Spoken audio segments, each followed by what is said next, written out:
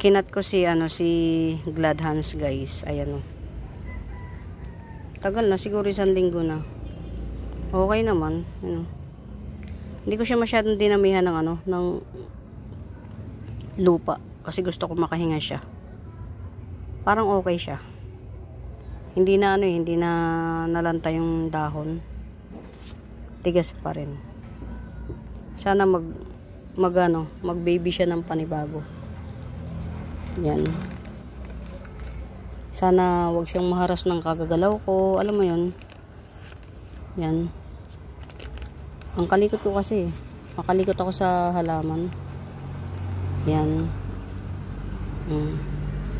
Sinungkit ko dito para nakatayo lang siya.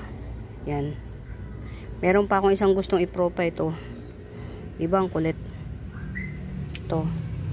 Spindle line. Gusto ko na siya ikat dito. Yan. Gusto ko ito, yan na yung mga dahon niya. Ito, meron nang pwedeng ikat. Tas malaki na rin. Ewan ko lang kung kaya lang yung ugat niya parang medyo matutuyo na. Oh. Mahaba naman yung ugat. Ewan ko lang.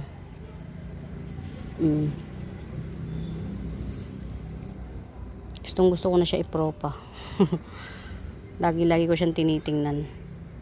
One of these days propa na yan. Spindle line. Yan. Yan yung variegation niya. Mga